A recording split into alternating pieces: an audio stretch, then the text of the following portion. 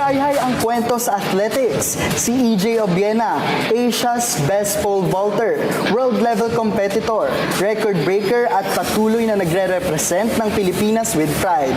Yan, partner, si EJ Obiena, no, siya yung nag-host ng pole vault championship dito sa ating bansa. Tapos, nakamit niya ang 3-peat sa Korea. Ganun kagaling na ngayon si EJ Obiena pagdating sa pole vault.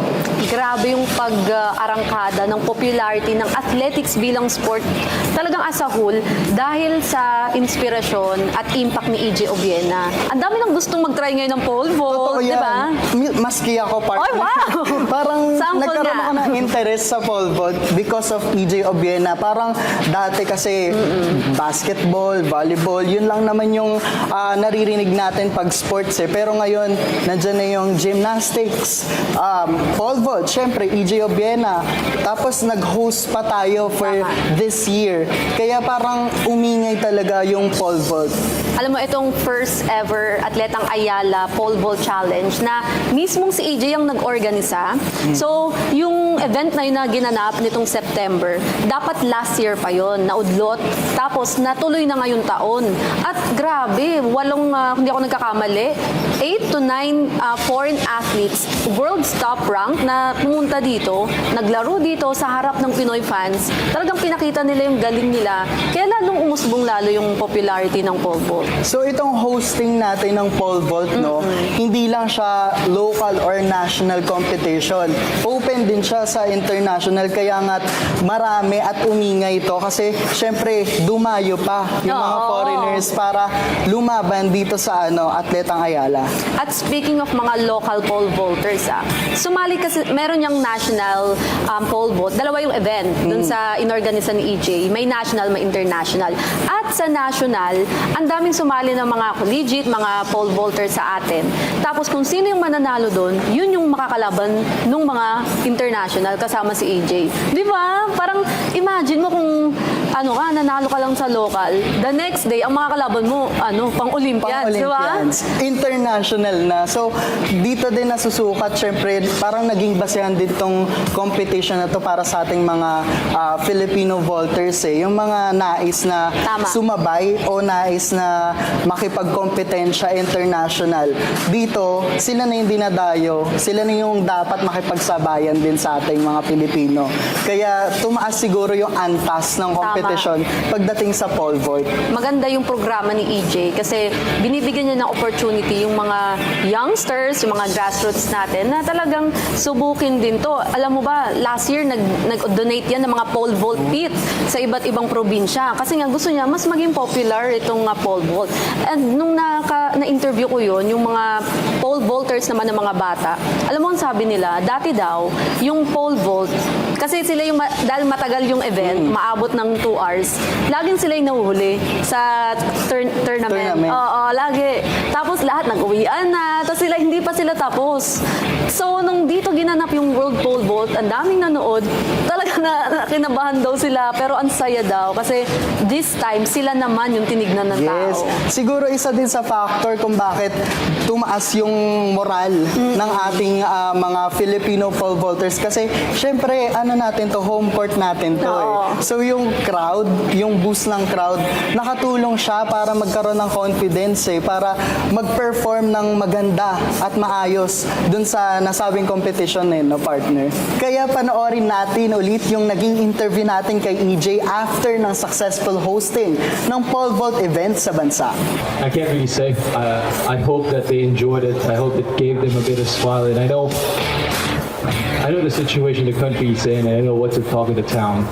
This is something I hope it's a breath of fresh air. Really something to celebrate and show, what Filipinos are capable of, what we could do.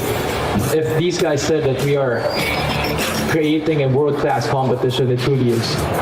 If there's anybody, I might be biased, but T-Bone and the other guys, they're not here to butter us up. And with that, I'm really happy because it shows the ability of Filipinos to do something world-class by thinking, planning, and really executing at the best of their abilities. Sa global scene naman, nako, si Mondo Duplantis pa rin ang benchmark. Nako, living legend naman yan pagdating sa pole vault. Pero alam mo ba, isa sa nakatalo, kasi ngayon wala na makakatalo kay Duplantis, pero isa sa nakatalo sa kanya, sa career niya, EJ Obiena.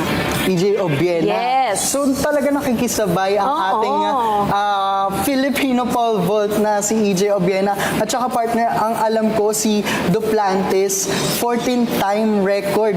Siya lang yung bumabasag. Oo, At narinig ko din na may incentives kasi yun. So talagang mautak. Mautak. Si Duplantis pagdating sa ganong bagay. Alam mo, pag sinearch mo, record, top 10 na lang, top 10 na world record sa pole vault. Lahat yun, 1 to 10, Duplantis lahat yun. Talagang hinakot niya. Hinakot niya yung record pagdating sa pole vault, no?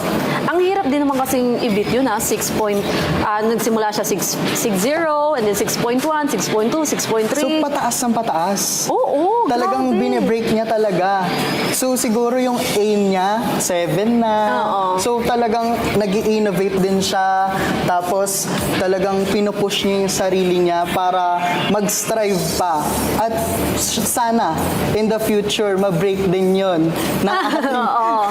Malay natin, di ba? Si EJ, malay mo. Oh, kaya pala ang daming mga grassroots program dito. Yung pala ang hinuhubog, no? Next na Next target. Oo. Next target ni EJ ang pagbasag naman Tama. sa record ni Duplantis. Pero alam mo yun sila, top 1 to 20 na mga world top rank, talagang magkakaibigan yan.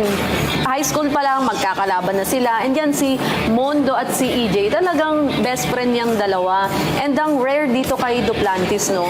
Hindi siya katangkaran eh, kung tutuusin. Kung di ako nagkakamali, 5'9 ang height niya. Compare kay EJ na nasa 6 flat, 6'2, ganun. And yung mga iba nating mga pole vaulters sa ibang bansa, ang tatangkad kasi nga, syempre, pahabaan yan eh. Ano yan eh, tatalon nga kayo. Pero dito kay Duplantis, in terms of height, ano siya eh, mas mababa siya sa kanila. Pero pagdating sa pagtalon, iba. Nakaka-apekto ba yun, partner? Oo. Ang height? So kung mas matangkad ka, talagang mas mataas din yung reach. Yes. Yan. Kaya isa yan sa nagmamatter. Pagdating sa pole vault, dapat mahaba ka. Para yung pag-bend mo, abot dun sa dulo. Pero yun nga, si Duplantis, 5'9". Medyo may kakulangan. Oo, kung tutuusin. Instead compare sa mga ibang competitors natin, no? Doon pinapakita na hindi pala nagmamatter Mamatter ang height. Nasa talaga yan, nasa ability. Yes, di ba? nasa performance din talaga. Kung paano mo dadalhin gamit yung confidence mo, gamit yung commitment mo na basagin yung sarili mong record, no, Tama. partner? At isa sa rising ngayon na Pilipino, no, si Hackett de los Santos. Siya yung sinasabing next EJ Obiena. And yung galing niya, parang din, Duplantis. So abangan natin si Hackett kung hanggang saan darating ang kanyang karera. Siyempre, in the future, malay mo makita na din natin siya sa international stage na namamayagpag katulad ni EJ Obiena.